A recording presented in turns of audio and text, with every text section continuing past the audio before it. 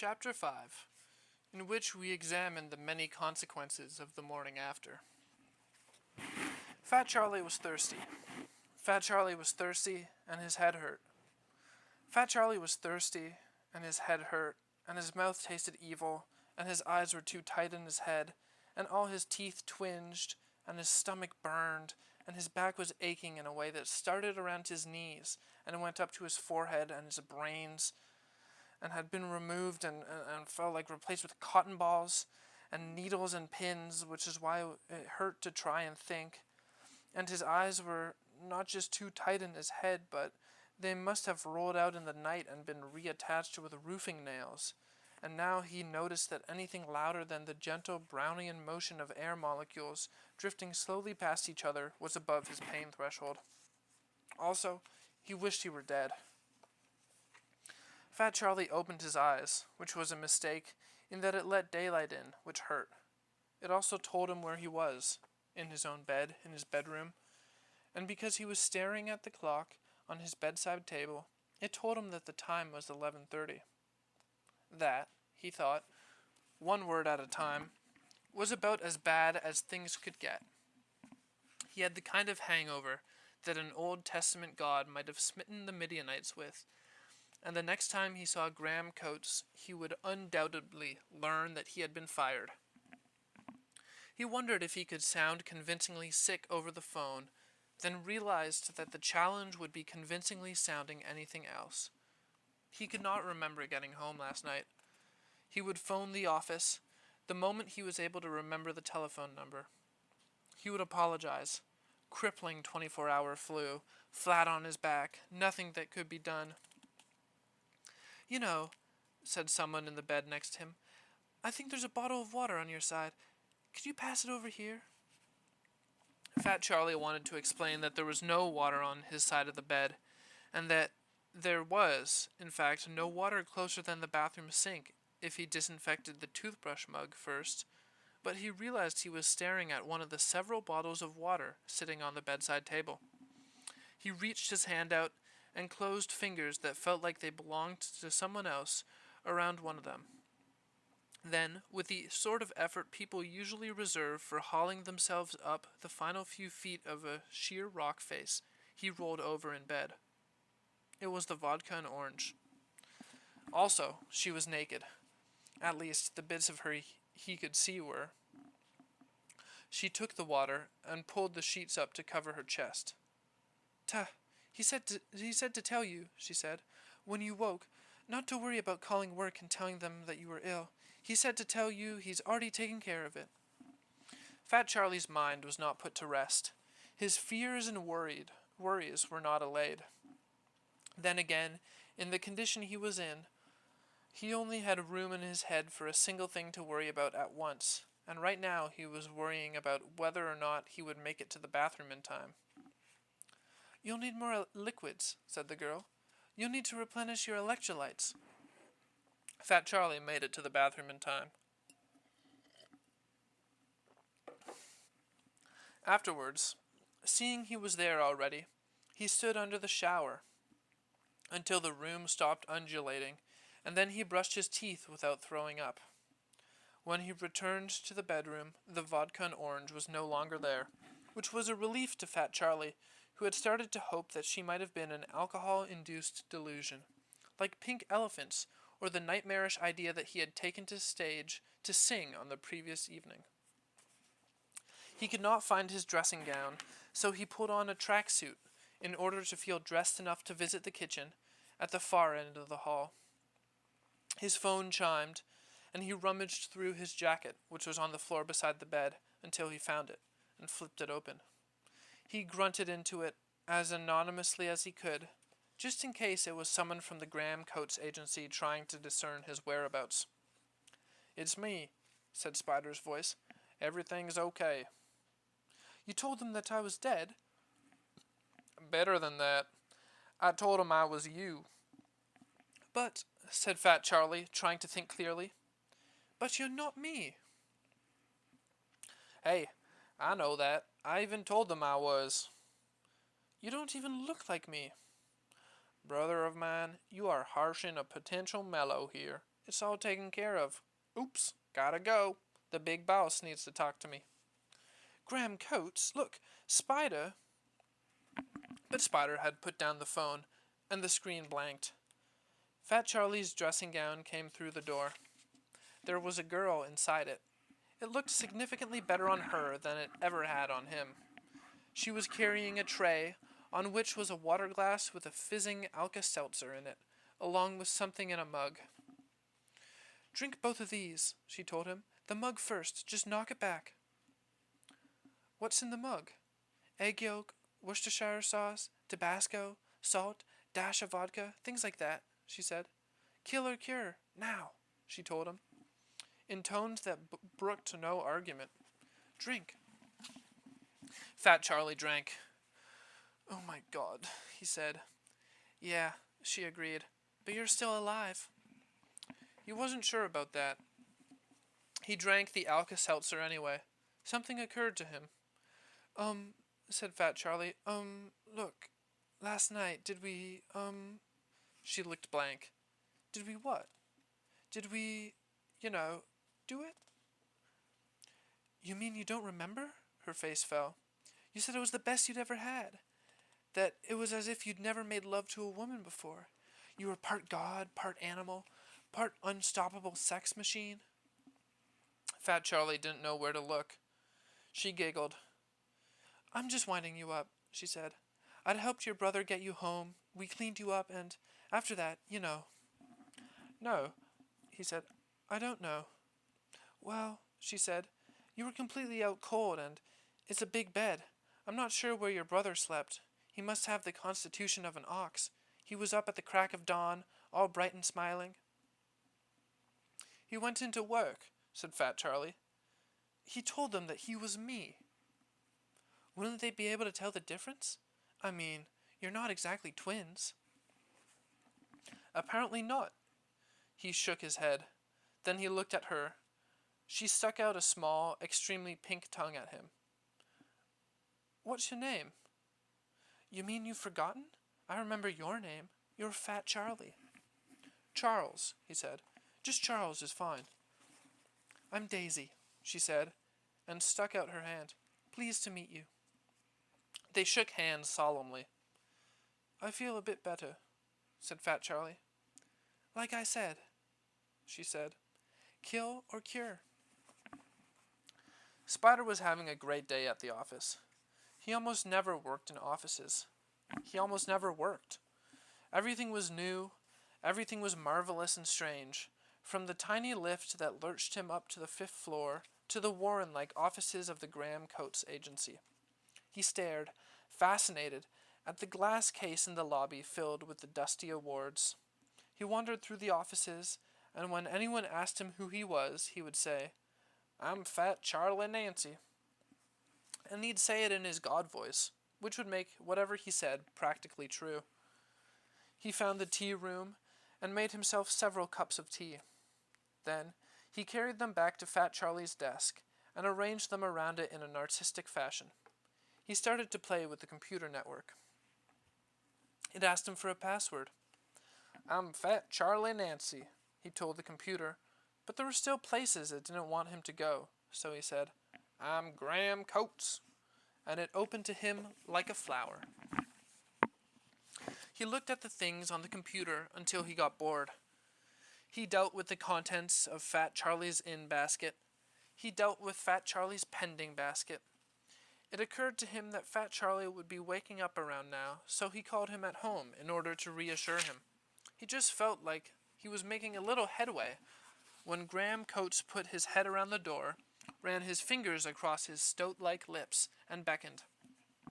Gotta go, said Spider to his brother.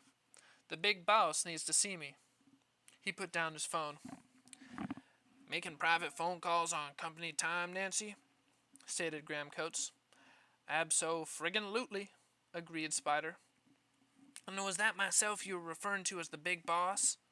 Asked Graham Coates. They walked to the end of the hallway and into his office. Well, you're the biggest, said Spider, and the bossest. Graham Coates looked puzzled. He suspected he was being made fun of, but he was not certain, and this disturbed him. "Well, sit ye down, he said. Spider sat him down. It was Graham Coates' custom to keep the turnover of staff at the Graham Coates agency fairly constant. Some people came and went, others came and remained, until just before their jobs would begin to carry some kind of employment protection. Fat Charlie had been there longer than anyone. 1 year and 11 months. 1 month to go before redundancy payments or industrial tribunals could become a part of his life. There was a speech that Graham Coates gave before he fired someone. He was very proud of his speech.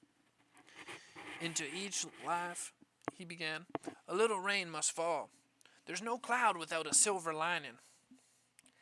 "It's an ill wind," offered Spider, "that blows no one good."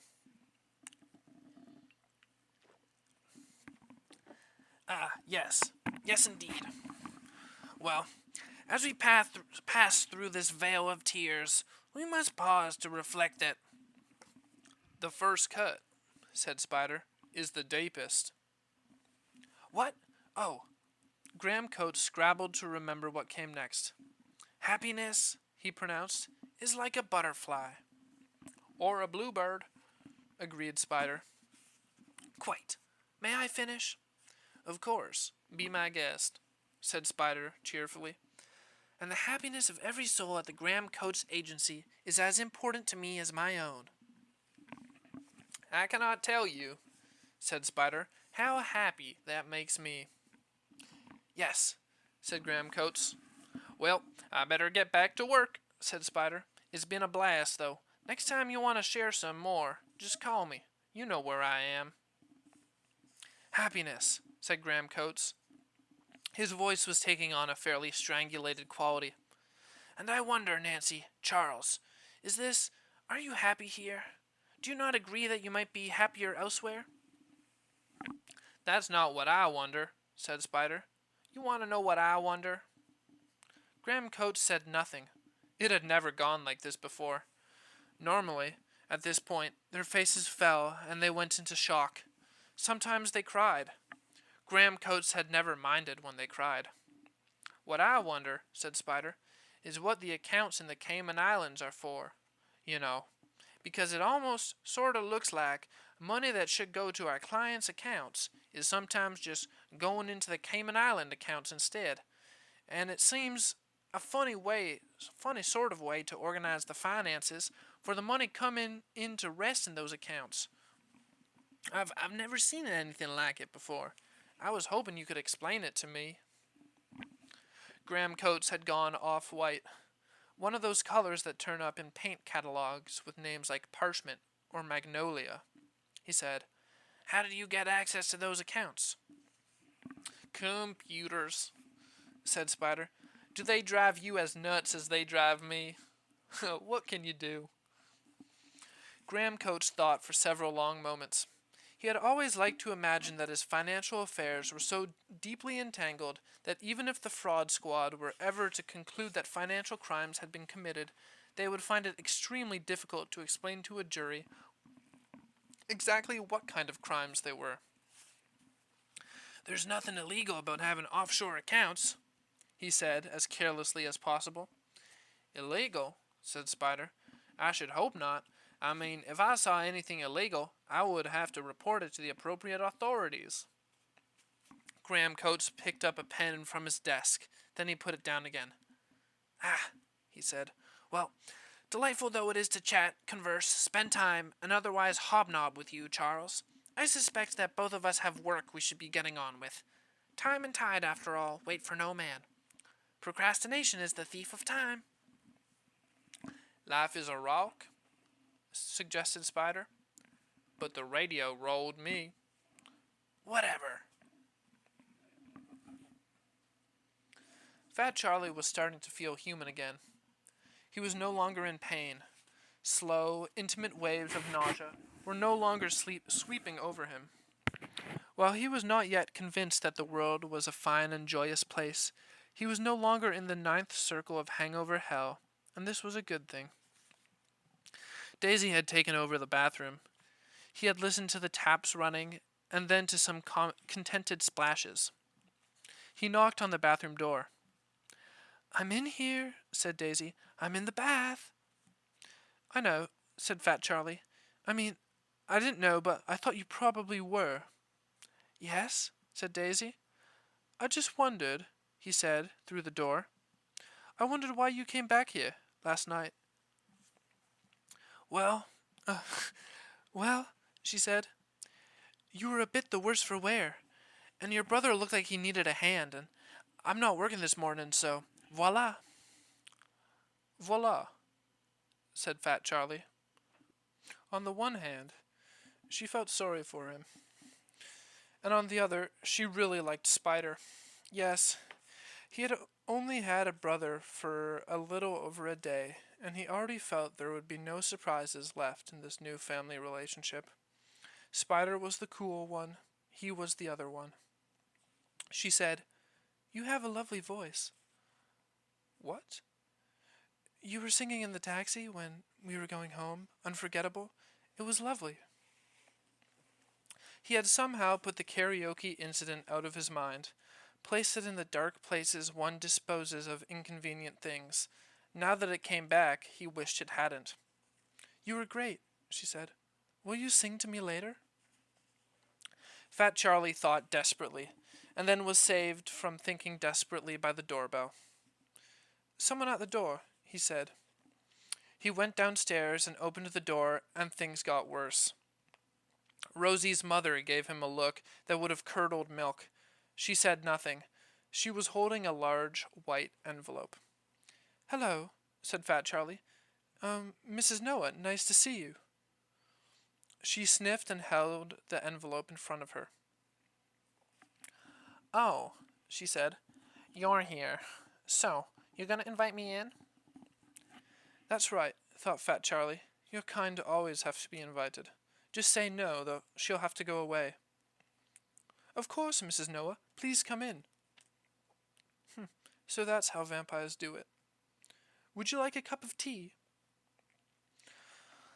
"Don't think you can get around me like that," she said, "because you can't." Right." Up the narrow stairs and into the kitchen. Rosie's mother looked around and made a face as if to indicate that it did not meet her standards of hygiene, containing, as it did, edible foodstuffs. "Coffee? Water? Don't say wax fruit. Wax fruit? Damn." "I understand from Rosie that your father recently passed away," she said. "Yes, he did." "When Rosie's father passed, they did a 4-page obituary in Cooks and Cookery. They said he was solely responsible for the arrival of Caribbean fusion cuisine to this country." "Oh," he said. "It's not like he left me badly off, neither. He had a life insurance, and he owned a share of 2 successful restaurants. I'm a very well-off woman. When I die, it will all go to Rosie."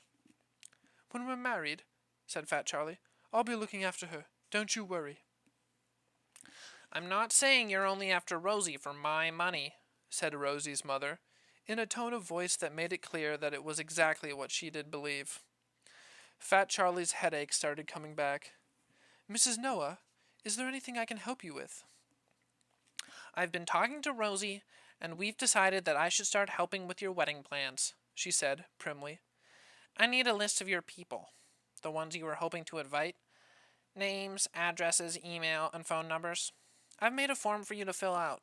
I thought I'd save on postage and drop it off myself, since I was going to be passing by Maxwell Gardens anyway. I was not expecting to find you home." She handed him a large white envelope. "There will be a total of 90 people at the wedding. You will be permitted a total of 8 family members and 6 personal friends. The personal friends and 4 members will comprise Table H. The rest of your group will be at Table C. Your father would have been seated with us at the head table, but seeing that he has passed over, we have allocated his seat to Rosie's Aunt Winfred. Have you decided on your best man yet?" Fat Charlie shook his head. "Well, when you do, make certain he knows that there won't be any crude stuff in his speech. I don't want to hear anything from your best man that I wouldn't hear in a church. You understand me?" Fat Charlie wondered what Rosie's mother would usually hear in a church. probably just cries of, "Back, foul beast of hell!" followed by gasps of, "Is it alive?" and a nervous inquiry as to whether anybody had remembered to bring the stakes and hammers. "I think," said Fat Charlie, "I have more than 10 relations. I mean, there are cousins and great aunts and things." "What you obviously fail to grasp," said Rosie's mother, "is that weddings cost money. I've allocated £175 to a person to tables A to D. Table A is the head table, which takes care of Rosie's closest relations and my women's club, and £125 to table E to G, which are, more distant acquaintances, the children, and so on and so forth." "You said my friends would be at table H," said Fat Charlie. "That's the next tier down. They won't be getting the avocado shrimp starters or the sherry trifle." "When Rosie and I talked about it last, we thought we'd go for a general West Indian theme to the food." Rosie's mother sniffed. "She sometimes doesn't know her own mind, that girl. But she and I are now in full agreement." "Look," said Fat Charlie, "I think maybe I ought to talk to Rosie about all this and get back to you." "Just fill out the forms," said Rosie's mother. Then she said, suspiciously, "Why aren't you at work?" I'm not in. That is to say, I'm off this morning. Not going in today. I'm not." "I hope you told Rosie that. She was planning to see you for lunch, she told me. That was why she could not have lunch with me." Fat Charlie took this information right in. "Right," he said. "Well, thanks for popping over, Mrs. Noah. I'll talk to Rosie and—" Daisy came into the kitchen. She wore a towel wrapped around her head and Fat Charlie's dressing gown, which clung to her damp body. She said, "There's orange juice, isn't there? I know I saw some when I was poking around before. How's your head? Any better?" She opened the fridge door and poured herself a tall glass of orange juice. Rosie's mother cleared her throat. It did not sound like a throat being cleared. It sounded like pebbles rattling down a beach. "Hello," said Daisy. "I'm Daisy." The temperature in the kitchen began to drop. "Indeed?" said Rosie's mother. Icicles hung from the final D. "I wonder what they would have called oranges," said Fat Charlie into the silence, "if they weren't orange. I mean, if they were some previously unknown blue fruit, would they have been called blues? Would we be drinking blue juice?" "What?" asked Rosie's mother. "Bless, you should hear the things that come out of your mouth," said Daisy cheerfully. "Right, I'm going to go see if I can find my clothes. Lovely meeting you." She went out. Fat Charlie did not resume breathing. "Who," said Rosie's mother perfectly calmly, "was that?" My cousin, said Fat Charlie. I just think of her as my sister. We were very close growing up, and she just decided to crash here last night. She's a bit of a wild child. Well, yes, you'll see her at the wedding." "I'll put her down for table H," said Rosie's mother. "She'll be more comfortable there." She said it in the same way most people would say things like, "Do you wish to die quickly, or shall I let Mongo have his fun first?" "Right," said Fat Charlie. "Well," he said, "lovely to see you. You must have lots of things to be getting on with. And," he said, "I need to be getting to work." "I thought you had the day off." "Morning off. I had the morning off. And it's nearly over, and I should be getting to work now, so goodbye." She clutched her handbag to her, and she stood up. Fat Charlie followed her out into the hall. "Lovely seeing you," he said. She blinked, as a nictating python might blink before striking. "Goodbye, Daisy," she called. "I'll see you at the wedding." Daisy, now wearing panties and a bra, and in the process of pulling on a t-shirt, leaned out into the hall. "Take care," she said, and went back into Fat Charlie's bedroom. Rosie's mother said nothing else as Fat Charlie led her down the stairs. He opened the door for her, and as she went past him, he saw on her face something terrible, something that made his stomach knot more than it was knotting already. The thing that Rosie's mother was doing with her mouth. It was pulled up in the corners in a ghastly rictus. Like a skull with lips, Rosie's mother was smiling. He closed the door behind her, and he stood and shivered in the downstairs hall. Then, like a man going to the electric chair, he went back up the steps. "Who was that?" asked Daisy, who was now almost dressed. "My fiancée's mother." "She's a real bundle of joy, isn't she?" She dressed in the same clothes she had worn the previous night. "You going to work like that?" "Oh, bless. No, I'll go home and change. This isn't how I look at work anyways. Can you ring a taxi?" "Where are you headed?" "Hendon." He called a local taxi service. Then he sat on the floor in the hallway and contemplated various future scenarios, all of them uncontemplatable. Someone was standing next to him. "I've got B vitamins in my bag," she said. "Or you could try sucking on a spoonful of honey. It's never done anything for me, but my flatmate swears by it for hangovers." "It's not that," said Fat Charlie. "I told her you were my cousin so that she wouldn't think that a strange girl in the apartment, that's all." "Cousin, is it? Well, not to worry. She'll probably forget all about me, and if she doesn't, tell her I left the country mysteriously. You'll never see me again." "Really? Promise? You don't have to sound so pleased about it." A car horn sounded in the street outside. "That'll be my taxi. Stand up and say goodbye." He stood up. "Not to worry," she said. She hugged him. "I think my life is over," he said. "No, it's not." "I'm doomed." "Thanks," she said, and she leaned up, and she kissed him on the lips. Longer and harder than she could possibly fit within the bounds of a recent introduction. Then she smiled and walked jauntily down the stairs and let herself out. "This," said Fat Charlie out loud when the door closed, "probably isn't really happening." He could still taste her on his lips, all orange juice and raspberries. That was a kiss. That was a serious kiss. There was an oomph behind the kiss that he had never in his whole life had before, not even from Rosie, he said. He flipped open his phone and speed dialed her. This is Rosie's phone," said Rosie's voice. "I'm busy, or I've lost the phone again, and you're in voicemail. Try me at home or leave me a message." Fat Charlie closed the phone.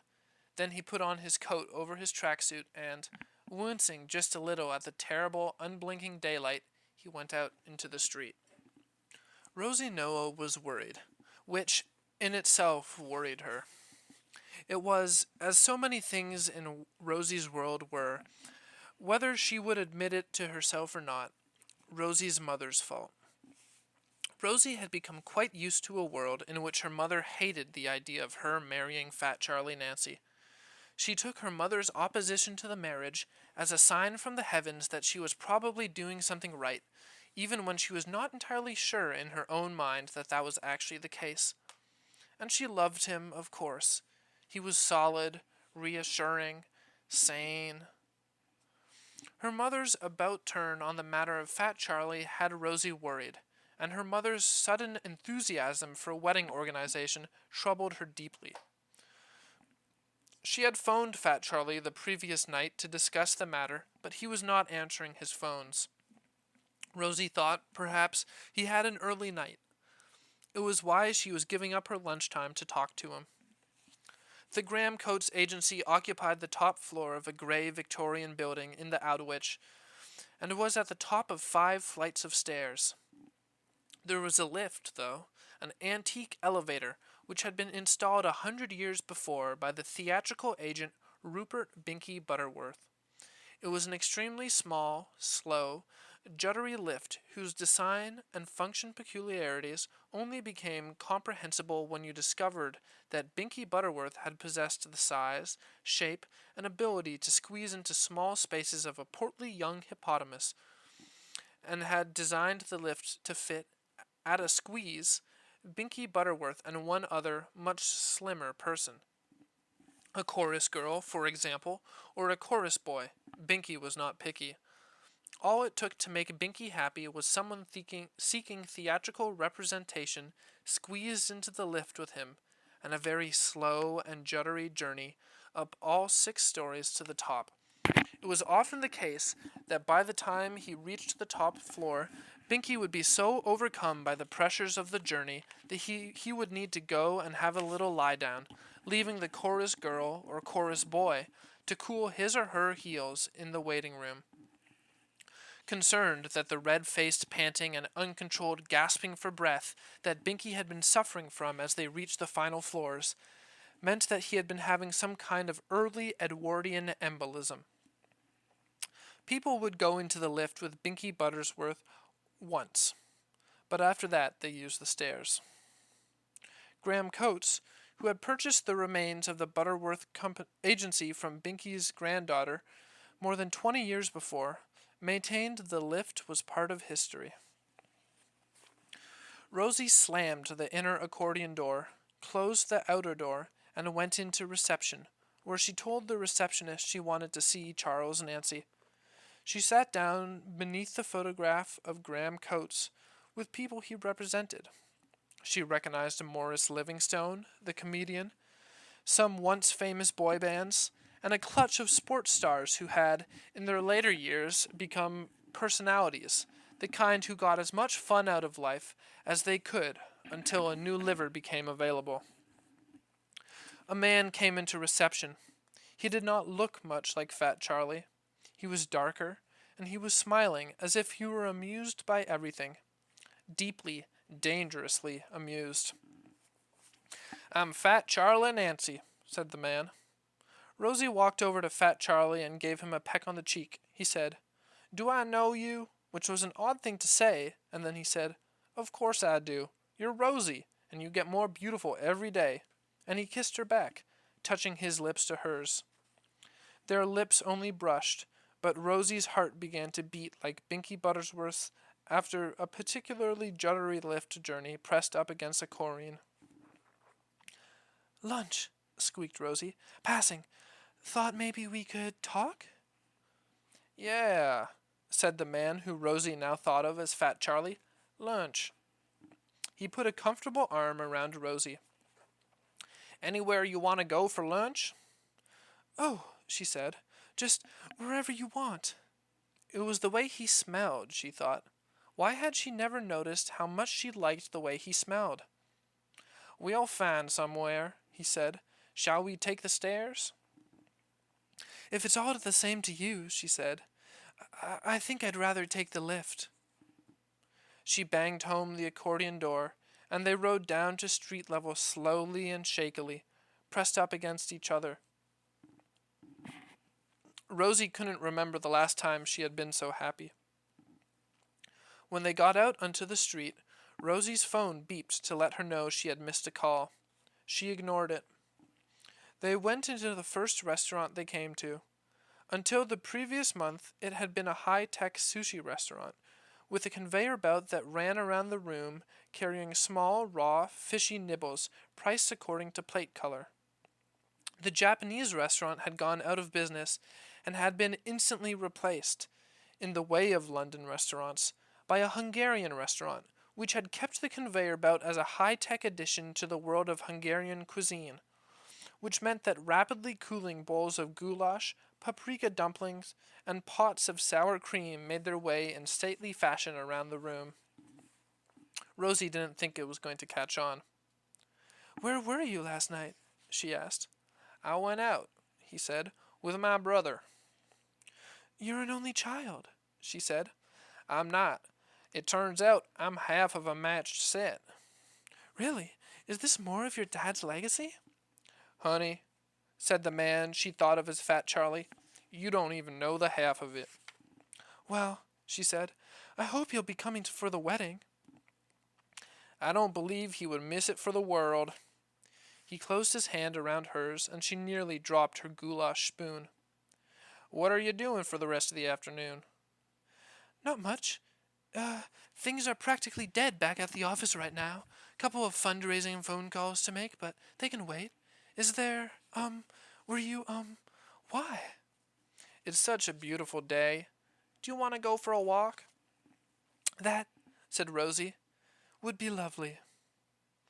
They wandered down the embankment and began to walk along the northern back of the Thames, a slow, hand-in-hand amble, talking about nothing much in particularly. What about your work? Asked Rosie when they stopped to buy an ice cream. Oh, he said, they won't mind. They probably won't even notice I'm not there.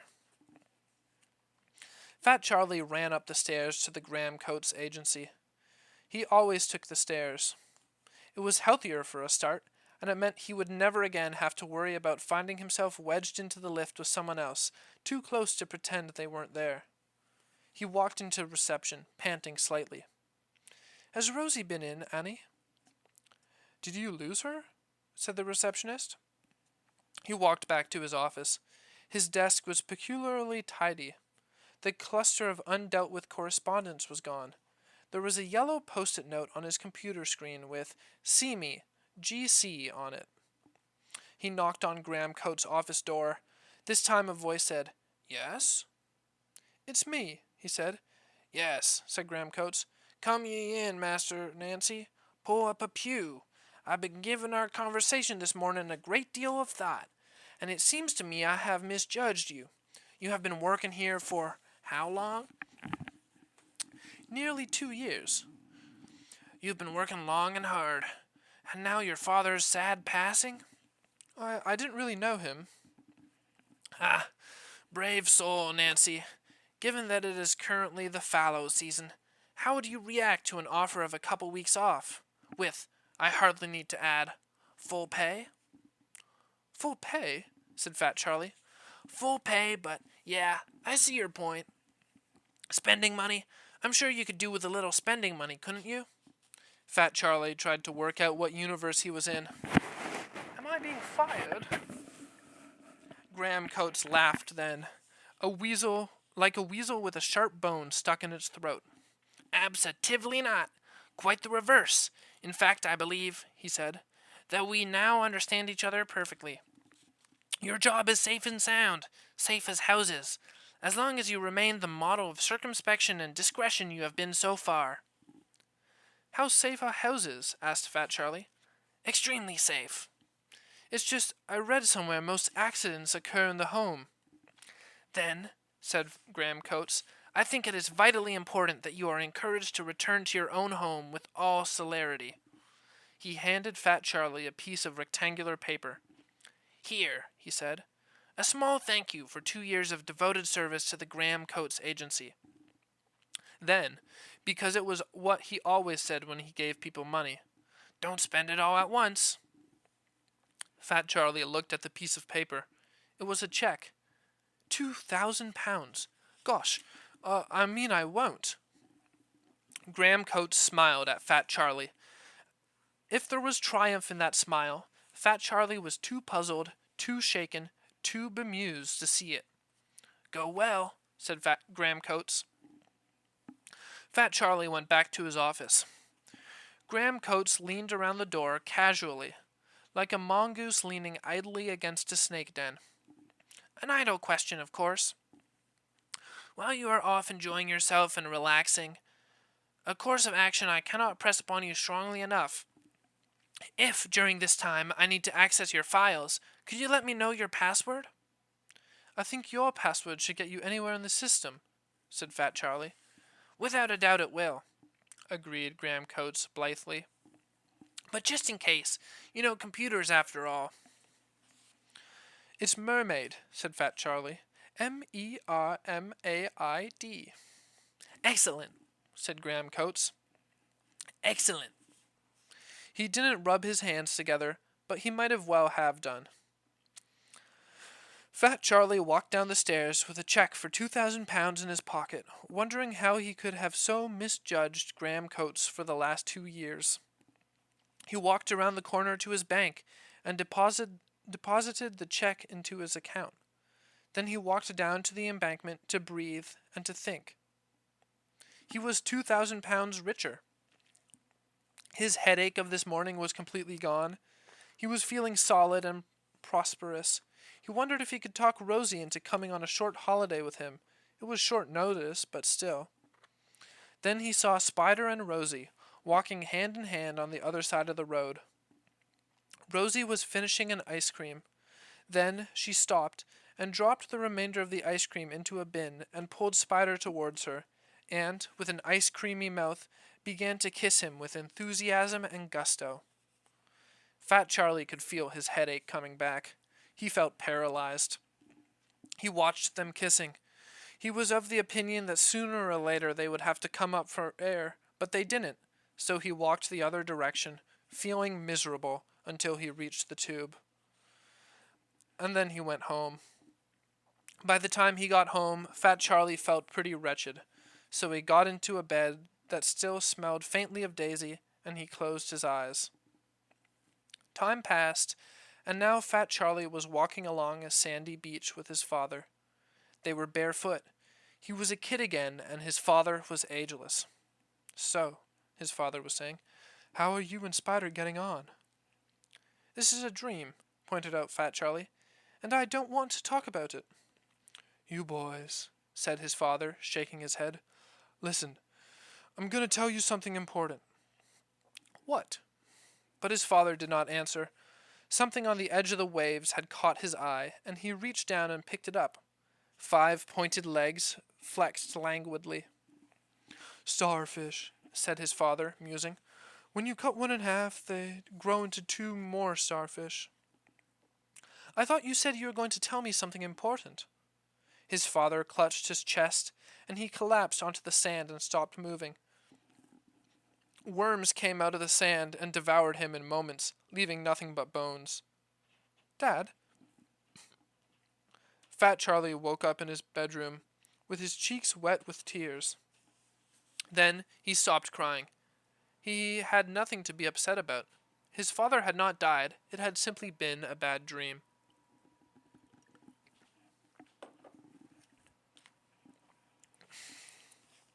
He decided that he would invite Rosie over tomorrow night. They would have steak. He would cook. All would be well.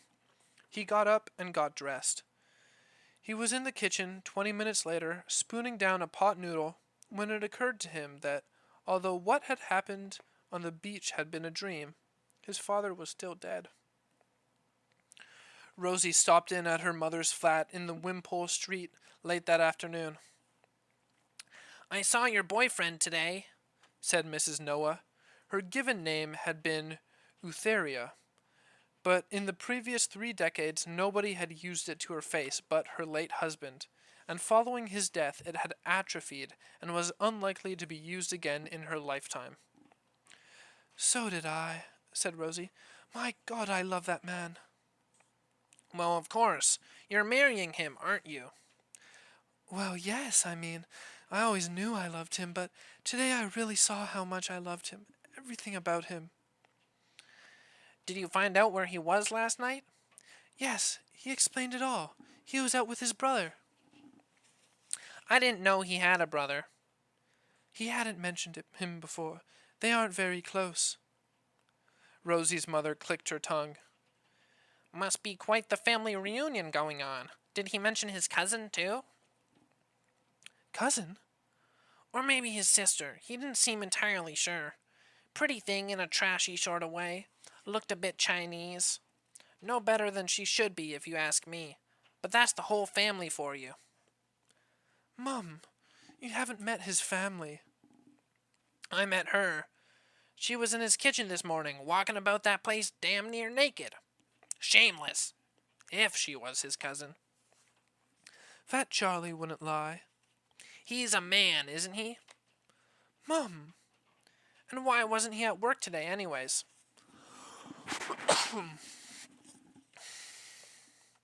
He was. He was at work today. We had lunch together." Rosie's mother examined her lipstick in a pocket mirror, then, with her forefinger, rubbed the scarlet smudges off her teeth. "What else did you say to him?" asked Rosie. "We just talked about the wedding, how I didn't want his best man making one of them near-the-knuckle speeches. He looked to me like he'd been drinking. You know how I warned you about marrying a drinking man?" "Well, He looked perfectly fine when I saw him," said Rosie primly. Then, "Oh, Mum, I had the most wonderful day. We walked and we talked, and oh, have I told you how wonderful he smells? And he has the softest hands." "You ask me," said her mother. "He smells fishy. Tell you what, next time you see him, you ask him about this cousin of his. I'm not saying she is his cousin. I'm not saying she's not. I'm just saying that if she is, then he has hookers and strippers and good time girls in his family, and is not the kind of person you should be seeing romantically." Rosie felt more comfortable now that her mother was once more coming down against Fat Charlie. "Mum, I won't hear another word." "All right, I'll hold my tongue. It's not me marrying him after all. Not that's throwing my life away. Not me that'll be weeping into my pillow while he's out all night drinking with his fancy women. It's not me that'll be waiting day after day, night after empty night for him to get out of prison." "Mum!" Rosie tried to be indignant, but the thought of Fat Charlie in prison was too funny, too silly, and she found herself stifling a giggle. Rosie's phone shrilled. She answered it and said, "Yes," and "I'd love to. That would be wonderful." She put her phone away. "That was him," she said to her mother. "I'm going over there tomorrow night. He's cooking for me. How sweet is that?" And then she said, "Prison indeed." "I'm a mother," said her mother, in her foodless flat where the dust did not dare settle. "and I know what I know." Graham Coates sat in his office, while the day faded into dusk, staring at a computer screen. He brought up document after document, spreadsheet after spreadsheet. Some of them he changed, most of them he deleted. He was meant to be traveling to Birmingham that evening, where a former footballer, a client of his, was to open a nightclub.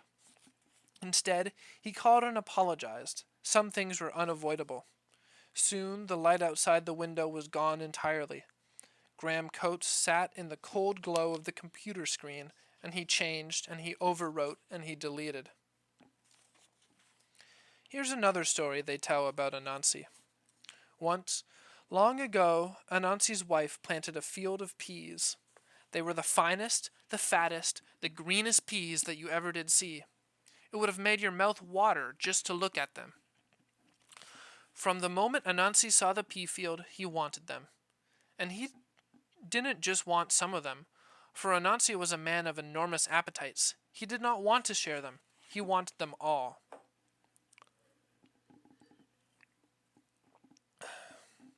So, Anansi lay down on his bed and he sighed, long, long and loud, and his wife and all his sons came a-running. "I'm a-dying," said Anansi in his little weeny weedy weaky voice, "and my life is all over and done." At this his wife and his sons began to cry hot tears. In his weensy weak voice, Anansi said, "On my deathbed, you have to promise me 2 things." "Anything, anything," said his wife and his sons. "First, you gotta promise me you will bury me under a big breadfruit tree." "The big breadfruit tree down by the pea patch, you mean?" asks his wife. "Of course that's what I mean," said Anansi. Then, in his weensy weak voice, he says, "And you got to promise me something else. Promise me, as a memorial to me, you are going to make a little fire by the foot of my grave, and to show you ain't forgotten me, you're going to keep the little fire burning, and not ever let it go out." we will," said Anansi's wife and children, wailing and sobbing. "And on that fire, as a mark of your respect and your love, I want to see a little pot, filled with salt water, to remind you all of the hot salt tears you shed over me as I lay dying." We shall," they wept, and Anansi, he closed his eyes, and he breathed no more. Well, they carried Anansi down to the big breadfruit tree that grew beside the pea patch, and they buried him 6 feet down. And at the foot of the grave they built a little fire, and they put a pot beside it, filled with salt water. Anansi, he waits down there all the day, But when night falls, he climbs out of the grave and he goes into the pea patch, where he picks the fattest, sweetest, ripest peas. He gathers them up and he boils them up in his pot, and he stuffs himself with them until his tummy swells and tightens like a drum. Then, before dawn, he goes back under the ground and he goes back to sleep. He sleeps as his wife and his sons find the peas gone. He sleeps through them seeing the pot empty of water and refilling it. He sleeps through their sorrow. Each night Anansi comes out of his grave, dancing and delighting at the cleverness of him, and each night he fills the pot with peas, and he fills his tummy with peas, and he eats until he cannot eat another thing. Days go by, and Anansi's family get thinner and thinner, for nothing ever ripens that isn't picked in the night by Anansi, and they got nothing to eat. Anansi's wife, she looks down at the empty plates and she says to her sons, "What do you think your father would do?" Her sons, they think and they think, and they remember every tale that Anansi ever told them.